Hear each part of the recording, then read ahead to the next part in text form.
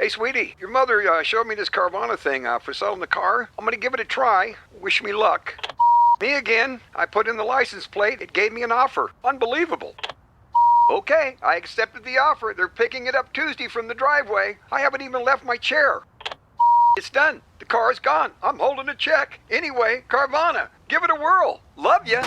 So good, you'll want to leave a voicemail about it. Sell your car today on Carvana. Pickup fees may apply. Robots Radio. Games, lore, stories, community. Just press play.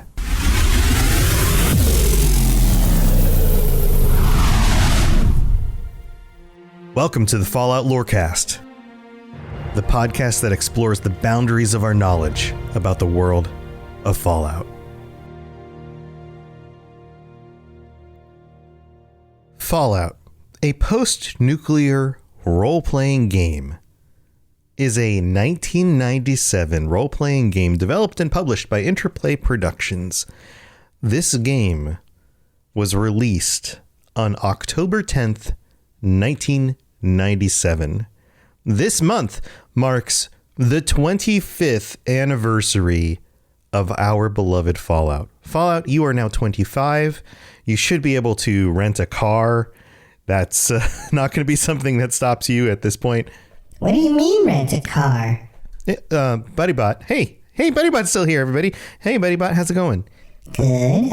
What do you mean rent a car? So in the United States, at least, that's like the last big hurdle to adulthood. You've got, you turn 18, you're officially an adult, but you're not. It just means that you can be like drafted into the military or go to jail or sued or whatever. And then you're 21 in most places, which means you can drink alcohol. But then you still can't really rent a car until you're in like your mid-20s. So Fallout, you can rent a car. Congratulations. Yay, Fallout! Congratulations! So today's episode is going to be a little bit different. In fact, every episode this month is going to be a little bit different because I will be discussing some different topics than I normally do in order to coincide with some of the things that Bethesda has going on this month. There will be a lot of different creators in the space and Bethesda themselves putting out content. Go check out all of your favorite creators. Make sure you are plugged in to the community on Twitter. There's a big community of Fallout creators and fans all on Twitter posting their stuff. If you want to know where to start with that, then make sure you follow my channel, robots_radio on Twitter, and I will be retweeting a bunch of the stuff that's going on, or you can check out stuff on the Discord.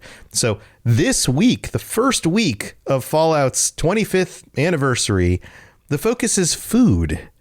And so I thought, you know what would be really cool is to go through the list of all the food items.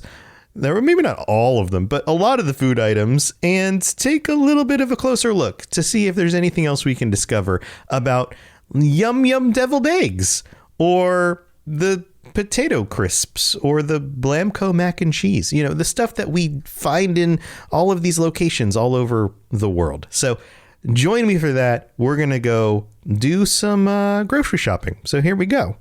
Grocery shopping? Yes, it's a thing we do. But you know what a grocery store is. All right, we'll be right back.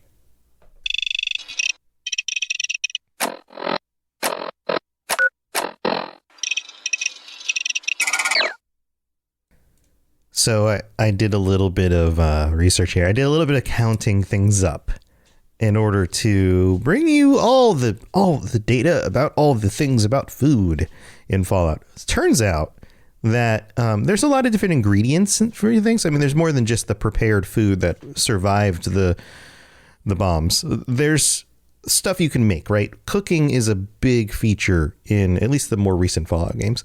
And so I added this stuff up. We've got, I'm just going to do some counts on some smaller ones. The number of flours, because flours are an ingredient in some of the foods. So you've got 1, 2, 3, 4, 5, 6, 7, 8, 9, 10, 11, 12, 13, 14, 15, 16, 17, 18, 19, 20, 21, 22, 23, 24, 25 different types of flours that are in in the Fallout games. And this is Fallout 1 to Fallout 76. And then you've got fruits. And let's name off some of the fruits that show up. You've got apples, bananas, banana yucca fruit, barrel cactus fruit, cranberries, firecracker berries, something just called fruit, which was in Fallout 1 and 2. And it looks like a mutated apple. It's like a green bumpy apple. Kiwi, lemon, lime, mutt fruit. That's a favorite. Melon, Nevada agave fruit, orange, passion fruit, peach, pear, pineapple, prickly pear fruit, refined punga fruit, starlight berries, tarberry, watermelon, and wild blackberries. All of these exist across all the different Fallout games.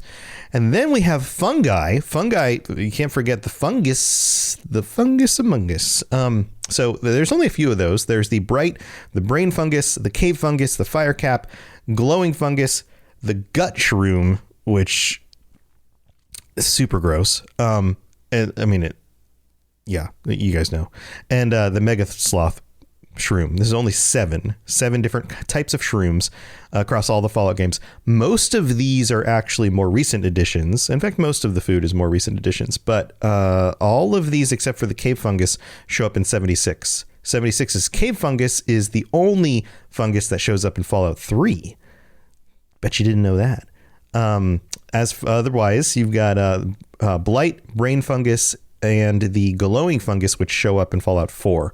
The cave fungus also shows up in New Vegas and Fallout 3, and none of these show up in any of the games previous. So you don't actually have any funguses. There's no fungus in Fallout 3 or Fallout 2 or Fallout 1, not Fallout 3. Then we have vegetables. There's a lot of vegetables here. Let's go through the list of vegetables because this is fun. Let's just knock this out. We have bay leaf and broccoli, buffalo gourd seed. That is a New Vegas only feature. Cabbage, carrot, cilantro, corn, fava bean, garlic, ginger, ginseng root, glowing resin. I didn't know that counted as a vegetable. Gourd, honey mesquite pod, jalapeno pepper, leek, legume, lima bean, maize, which of course is just corn, onion, oregano, paprika. These are like seasonings. I guess technically they're vegetables. Peanut, pinto bean pods, pinion nuts, potato, pumpkin, razor grain rice, silt bean, snaptail reed, spore plant pods, potatoes. I love potatoes. I think that's such a hilarious name for a thing. Tomatoes actually show up in 2 New Vegas and 4. Turnip, xander root, and yams. Whew. There's a lot here from every Fallout game. Some of these show up in multiple. So, for example, corn actually shows up in Fallout 2, 4, and 76. But maize only shows up in New Vegas, which makes sense because that's kind of more of a Western kind of thing, and it actually looks more delicious. The corn in the earlier ones look kind of like they were burnt, although I suppose it's just a low texture image of a piece of corn with some yellow and some blue, and there's some variety in that like natural kind of wild corn, whereas the maize looks all very yellowy and orange and white. So that's those. Otherwise, you have a few that only show up in 76. There's like the oregano and the paprika only shows up in 76. Pumpkins only show up in 76. Razor grain only 76, which I did not remember that. That feels like something that would have been in the others. Rice, this one's interesting, only shows up in Fallout 2 and in 76. You would expect it to be like Fallout 4 in 76. Nope. Rice was in Fallout 2 and in 76. And other food like spore plant pods, only New Vegas. New Vegas stands out across many of these. Yams are another only Fallout 2 edition. And then cabbage, also only Fallout 1 and Fallout 2. Buffalo gourd seeds, the other one that only shows up in New Vegas. So lots of vegetables out there because the cooking thing is kind of a big thing. And this is something I didn't really realize until looking into this stuff for the episode today. The cooking element in Fallout is extremely useful. I don't think of it that way so much when I play the games because like I think of when I jump into something like Skyrim, I often will spend time concocting potions and doing the whole like gathering the stuff, figuring out how it works together in order to make a thing, right? Because of the wide ranging effects that potions can give you. Like maybe I'll do a potion playthrough, that kind of thing. But when it comes to the food of Fallout, most of the time it's just one of those things where I think I even approach collecting differently in Fallout.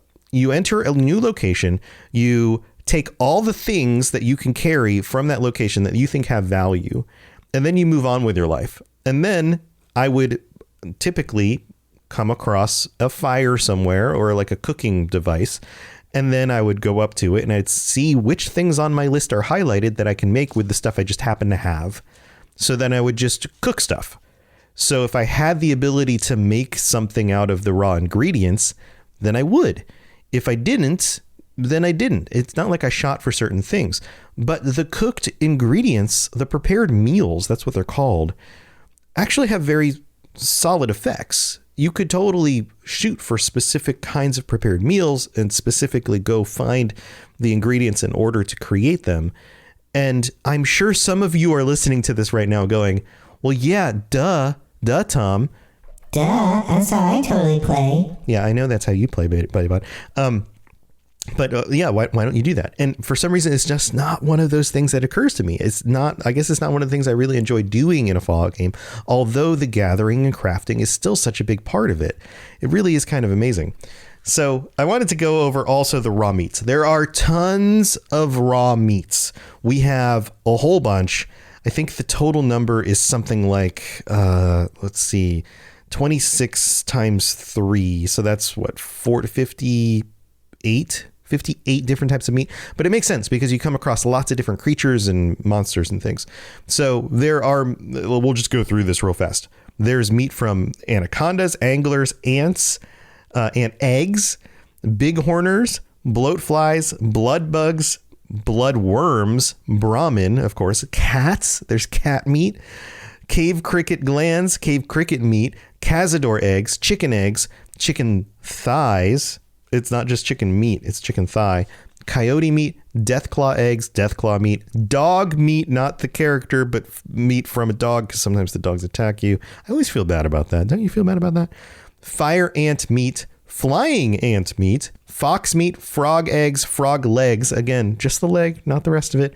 Gator claw meat, gazelle meat, gecko, ghoul, ghoulrilla, giant rat, glowing meat, and it's just called glowing meat. It's like that special day when in school lunch when they were like, you're getting the mystery meat combo, and you're like, that sounds gross. That's what glowing meat is.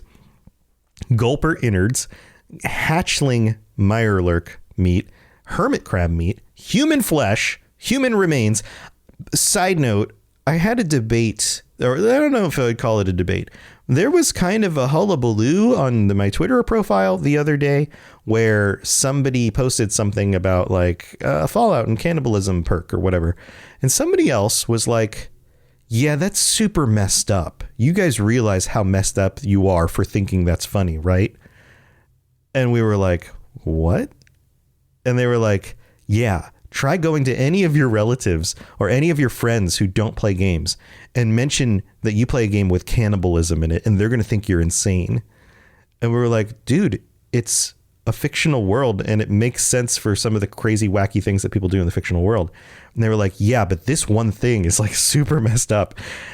And I was like, why are you picking this one thing to be messed up, like that you're getting like all high and mighty on? I mean, there's a lot of messed up stuff in Fallout.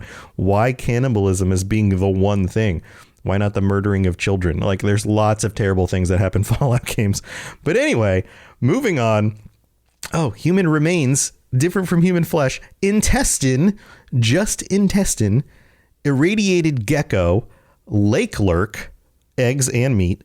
Megasloth meat, mirelurk eggs and meat, mole rat meat, mothman eggs, mongrel dog meat, which is different from dog meat, mutant hound meat, mutated toe. Mutated toe is a type of meat in the game. Okay, let's read a little bit about this one. The mutated toe is a miscellaneous item in Fallout 2. In order to acquire the mutated toe, the chosen one must spend a certain amount of time in toxic waste without protection, causing the mutation to occur. The toe can then be amputated and acquired as an item in a medical center equipped with an auto dock. You can take off your own toe and it becomes an ingredient. That's more messed up than just cannibalism. Let's get upset about that. Then there's Night Stalker tail, Nukalurk meat. Nukalurks, remember those?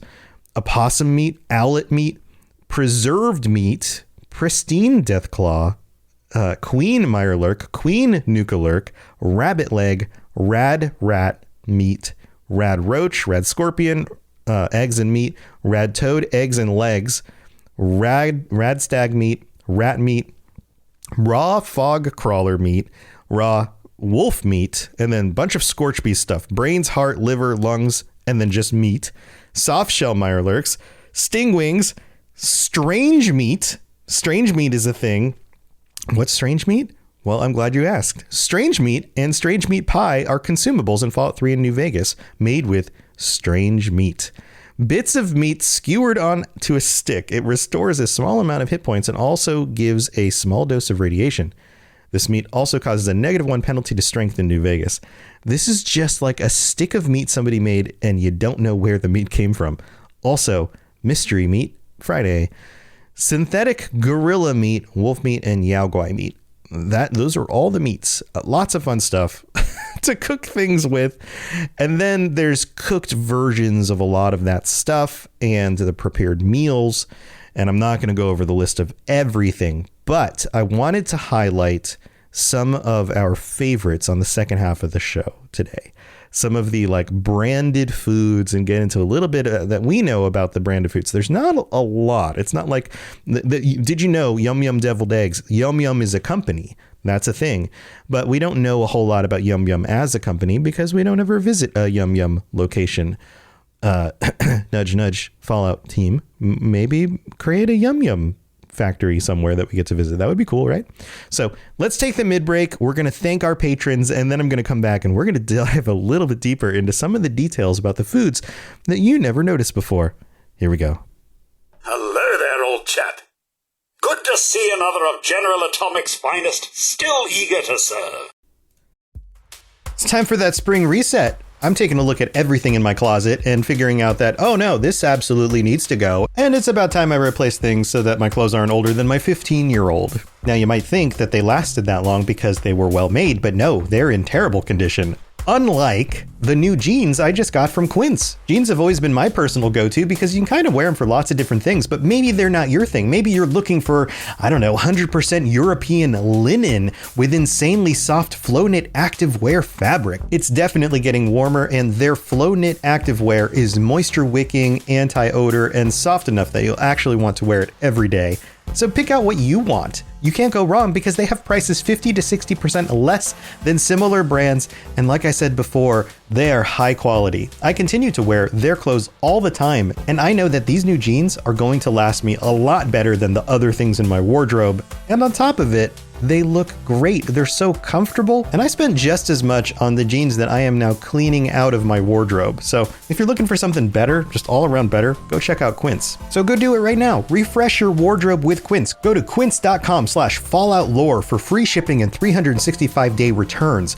Now available in Canada too. Go to quince.com/falloutlore for free shipping and 365-day returns. Quince.com/falloutlore. Hey, I hope you're enjoying this very different kind of episode this week for the celebration. I'm having fun digging into this stuff. Also, thank you to everybody who reached out this last week due to Hurricane Ian. Yes, I was technically in the pathway of the storm, not through the middle of the storm, but definitely the edges. The winds got up above probably 70 miles an hour around my house. We had to put up a bunch of panels by about 7:30 that night. We lost power and we didn't get it back for multiple days. So some of my shows actually got delayed this week. Fortunately, we recorded Fallout before the storm hit, like the night before the storm hit with our patrons.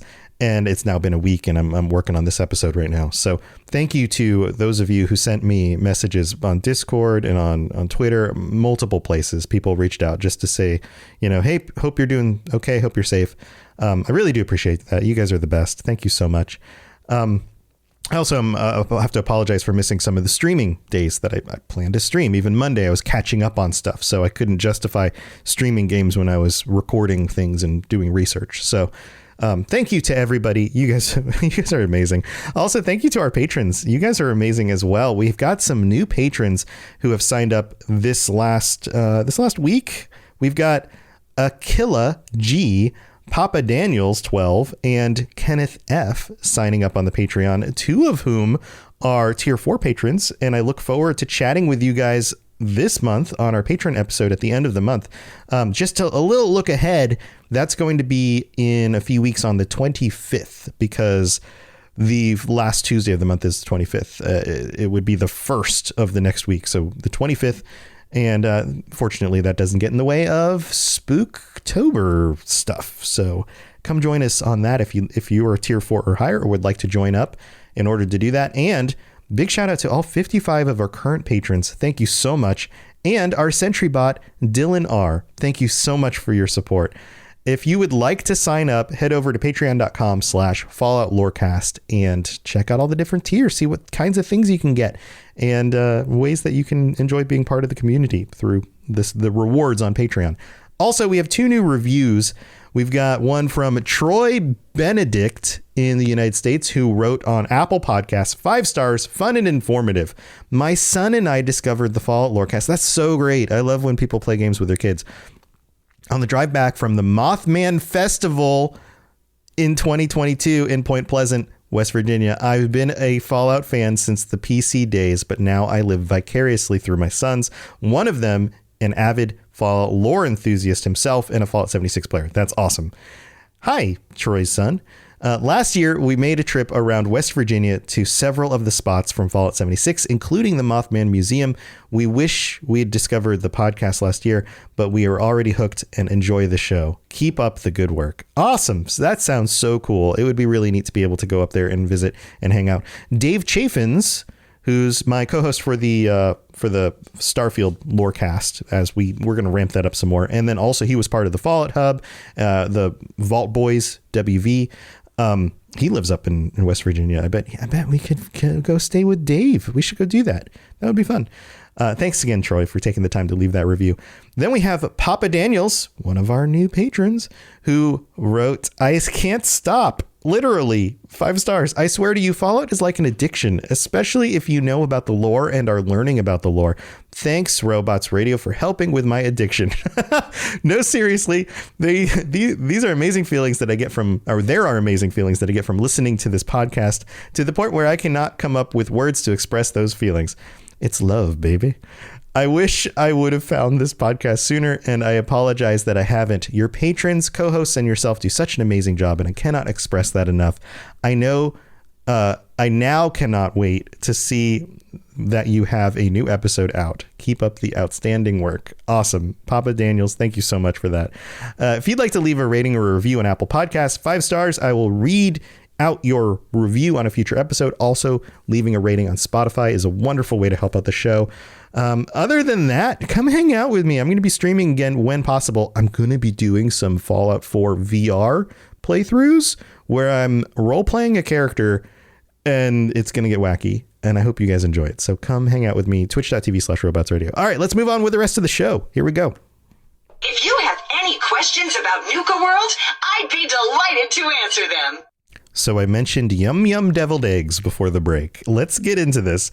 Yum Yum pure dried whole deviled eggs are a product of Yum Yum, a pre-war production company. The product was sold in packaging of various designs. Before the war, Yum Yum ran promotional advertisements over the radio, such as the one following part 1 of the Escape of the 42nd Century radio play. You can actually hear that. I haven't been able to find this. Usually, you guys know I like to insert these sound effects in the games when I can find them. I will keep looking for that, but it's not easy to access. I bet it's in like a video somewhere on the dark web. This Yum Yum deviled eggs are fun. You've got the Yum Yum deviled eggs that show up starting in Fallout 3. They're in New Vegas 4 and 76. And then you also have irradiated Yum Yum deviled eggs, which show up in New Vegas. And one of the things I really enjoyed learning as I was looking all of these up is by looking at the artwork on the packaging. The textures they actually make are very interesting for a lot of these. There's some little nuggets in there. Usually you don't spend a whole lot of time just getting real close to the objects that you're picking up in the world. You just kind of pick them up, right? And on top of that, especially the older games, they're very low res. Some of them are very low quality. The Yum Yum deviled eggs is spelled with a capital Y and a capital M on both of the yums and a very small U. Deviled eggs. And on the packaging, it's a yellow packaging with a big egg in the middle on the top of the box with Yum Yum deviled eggs written on it. And then along the sides of the box are just eggs. Like the shorter side has 3 and the longer side has 4. Just eggs. Now, the irradiated Yum Yum deviled eggs actually have a different packaging in New Vegas. They come in a blue package that at the top says Yum Yum brand, and the M's are not capitalized, and it says pure dried whole deviled eggs, and there is a red stripe that goes diagonally across the middle of the box. It's a much simpler design, and obviously allows you to differentiate which ones are irradiated and which ones aren't. But other than that, they're very different. They're just they don't look like they were designed by the same company at all. So let's move on. Imitation seafood. You guys familiar with imitation seafood? This is another one of those items that I thought was in a lot of the games. Turns out it's only in 76. This only shows up in 76, but when it did, it fits so well. This idea that it's not real seafood, it's imitation seafood. Seafood in a can. It doesn't spoil, making it perfect for survivalists. The instructions are that you can say that it should not be heated prior to consumption. That's the little snippet about it on here. And this is weird. It's like a can. It's like an elongated can with a very light kind of orange tan color background with black text on it. 8 ounces. It's got like the little finger catch thing that you use to peel up the top of the can. And then underneath the imitation seafood, it doesn't say who it's by. It's just generic imitation seafood. 8 ounces. Do not heat. Internal use only is the warning along the bottom. I don't know what that means. If you heat this, what happens? Also, internal to what? Internal for your body? This one is strange to me. Interestingly enough, many of the foods that you find in the world in these games give you a little bit of health and a lot of rads because they're irradiated. They've been out in the wasteland for a while. So, for example, Yum Yum deviled eggs, which I should have mentioned a second ago, gives you typically in the games will give you something like 5 health and 3 rads or something like that. It almost doesn't even balance out, but it still gives you something, right? Imitation seafood, 20 health and only 2 rads. So much better. Such a better thing to find. So let's move on to the Instamash. Instamash is one of those that I'm just like, oh, that's classic, right? Every time I see Instamash potatoes at the store or whatever, I think of Fallout.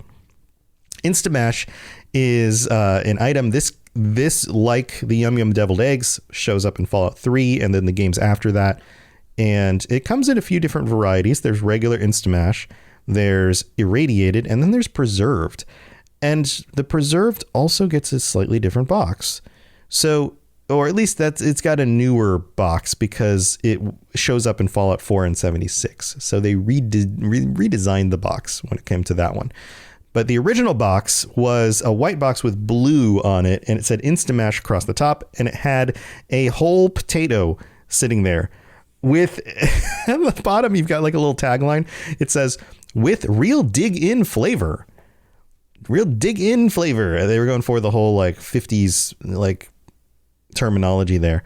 This is another one where we don't know the company. Is the company Instamash, or is this just a name of what the potatoes are, right?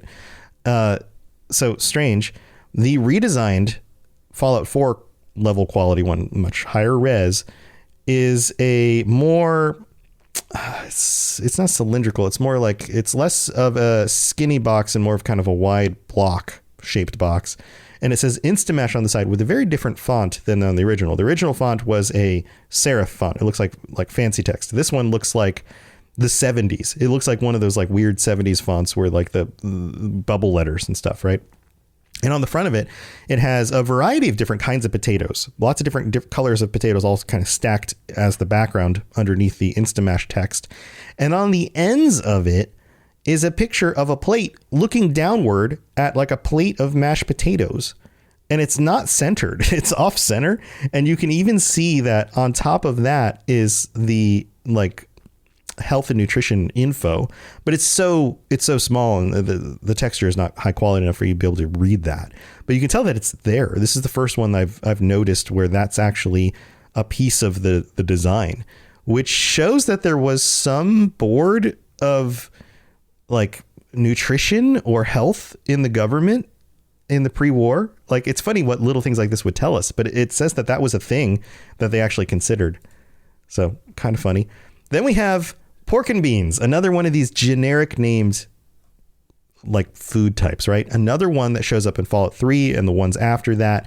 There are variations, including the greasy prospector pork and beans, the irradiated pork and beans, and then just regular pork and beans, which shows up in Fallout 4. This is another one where like the first two variants show up in 3 or New Vegas. Irradiated pork and beans only shows up in New Vegas. And then the regular pork and beans shows up in 4 and 76. I really like this greasy prospector pork and beans. If you look at the label on it, very low res, like these cans are very small and the textures of games back then were low quality, but you can see that it says greasy prospector. That must be the name of the company. Improved pork and beans in this like kind of, I don't know, tan, pinkish, yellow colored can. It's hard to know because it's just like lots of pixels. And then underneath it, it looks like it says honey smoked pig fat chu, CHU. And you can tell that the chu is the beginning of a next word because each word is capitalized. Fat chunks. I think this is trying to tell us that it's honey smoked pig fat chunks in the pork and beans. Delicious. Then we have the updated pork and beans from Fallout 4 and 76, which is a completely different design. Everything on the original can was much more in this like tans, orangey, flesh tones, kind of a light pink. And then the pork and beans can in Fallout 4 is generic. We don't know if it's greasy prospector. It just says pork and beans. The background is blue and red. You can see the remnants of like a fork going into a bowl of probably the pork and beans, but it's hard to tell because it's very dark and dirty. These are very dirty cans. And then the pork in beans, letter N beans, are written across the pink like lettering on top of blue and red.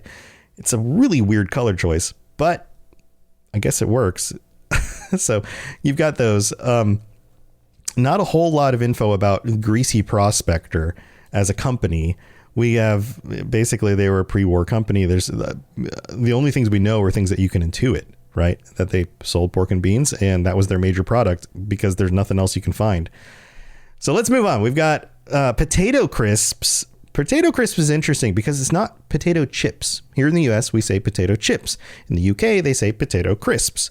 This is potato crisps. So for some reason, in the world of Fallout, in the pre-war world, they were saying crisps in the US instead of chips. Or maybe this was something very peculiar to this one brand. This, we know the company is Spring Valley. It shows up on the top of the label. These show up beginning in Fallout 3. There are some irradiated ones in New Vegas. And guys, go look at this box when you come across one in the game next time. It says Spring Valley at the top. Potato crisp is at the bottom. The background is gray and kind of like a bright red. And in the middle, on like one of those like yellow label kind of shapes, it says "See Moon Map Offer on Back." What? Now the back is just a copy of the front. There's no like These textures are very simple. Moon map? Offer on back? What is that about? I don't know what this is. I might have to dig into this. I don't think anybody knows what this is. I think this was just a aesthetic decision. But why do they have moon map offers? What does that have to do with anything? If you have any speculation about this, let me know, because I'm really not sure. Then we have Salisbury steak, which, by the way, is spelled Salisbury. Salisbury. I always thought it was just Salisbury with no I, but Salisbury steak shows up in Fallout 3 through all the more recent ones. This Salisbury steak is not designed by a specific company, or not. We don't know who the company is. Maybe the company is Salisbury steak, but the box is very low res. You can see it says now with gravy on the bottom. It's a red box with a plate of steak and an A+ in a star on the top right, a blue star that says A+. It looks very much like anything you'd see in a store. It's kind of a generic brand. So let's move on to Slocum's Buzz Bites. Do you guys know about Slocum's Buzz Bites? Do you remember this? Fallout 4, Slocum's Buzz Bites were a brand of prototype donut holes never distributed to the general public before the Great War. They were deemed unsafe for human consumption due to being filled with hot coffee and causing third-degree burns, because of course they were. They reduce HP by 10, but provide 25-point boost to the maximum current AP and 1 point to perception for an hour. You can obtain this recipe from Slocum Joe's headquarters. I never came across this in the game because I wasn't hunting recipes, or at least if I did, I didn't even notice that I did. This design on this package is really cool because it's from Fallout 4. It's not one of the lower res ones. And it's like a train with coffee cups on top, and then the Slocum Joe's coffee is being poured into these little donut holes. And there's something about this that looks terrifying. It says piping hot on the go on the side and the Slocum Joe's label at the top. It's a very well designed little package, but I can imagine why this would be terrible to eat. Then we have sugar bombs. Sugar bombs are everywhere. Starting again, another item that started in Fallout 3 shows up across the others, irradiated version in Fallout 4. And you can see on the box, it says sugar bombs, breakfast cereal.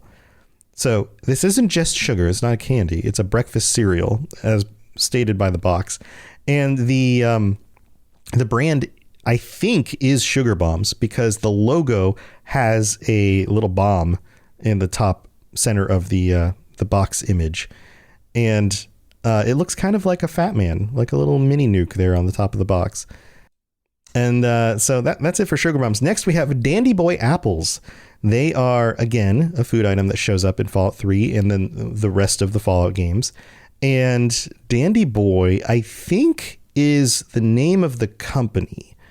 Like, as far as we know, the only reason we know that is from a mention in the role-playing game rulebook, which states on page 153 that candied apples produced by the Dandy Boy Company, that this is what they are, an extremely sweet fruit-based snack packaged in a cardboard box, naturally well preserved due to the high sugar content. Boxes of these can still be found in the ruins of the convenience stores and groceries across the wasteland, and in the possession of people who've recently raided said ruined convenience stores and groceries. And the design on this is fun because you've got this little posh little guy with a mustache and a fancy little derby hat and a monocle, and it says Dandy Boy apples. That's it. On the front of the box, the little posh little guy is awake and he's looking up at the Dandy Boy text. On the side of the box, he's asleep. He's got little Z's coming out of his head. Very cute. And then we have, oh, this is a good one, Cheesy Poofs. Cheesy Poofs, this is the first one I brought up that comes from one of the original games, Fallout 2. It's an item that you can find in Fallout 2. And this is basically described as yummy, nutritious, well, sort of, and lasting forever without going stale. They're scrumdiddly-icious cheesy poofs, and giant mole rats just love them.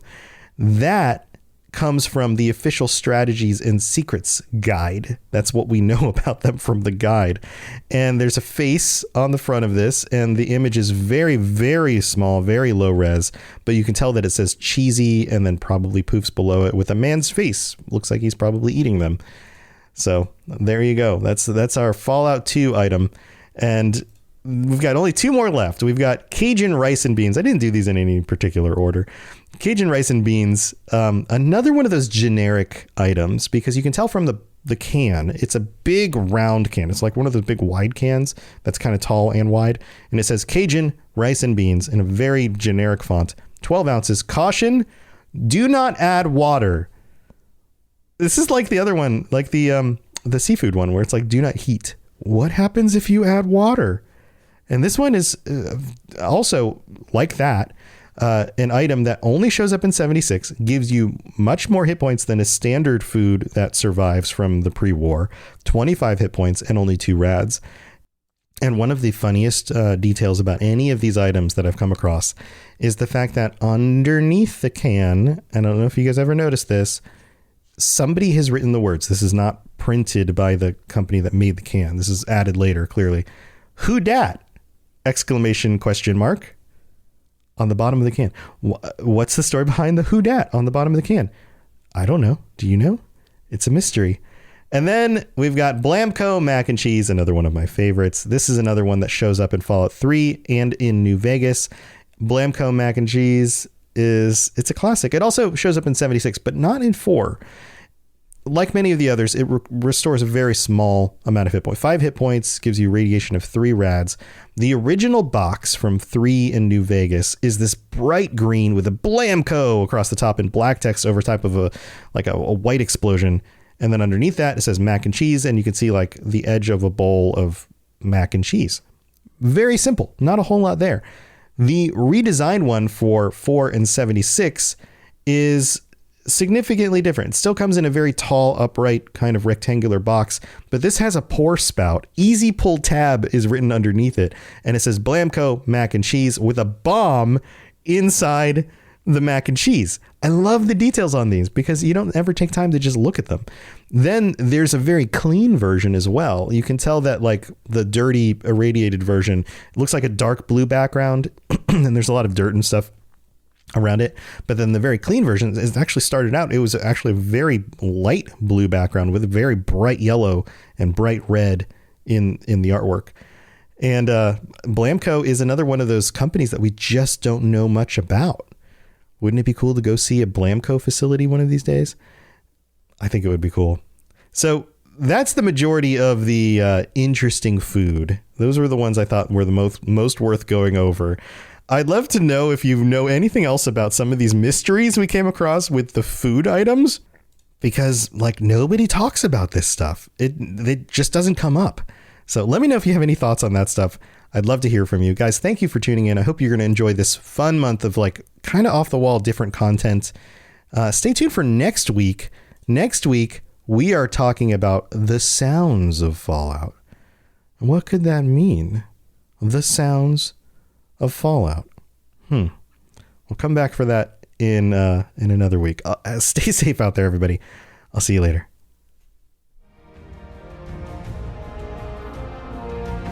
To plug into everything else we're doing, check out robotsradio.net.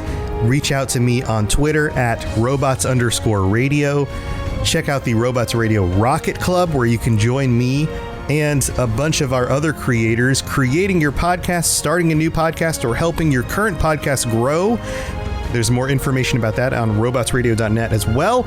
And you can always talk with us and the entire community, over 2,000 people on the Robots Radio Discord. Come join us. We'd love to chat with you. See you guys next time.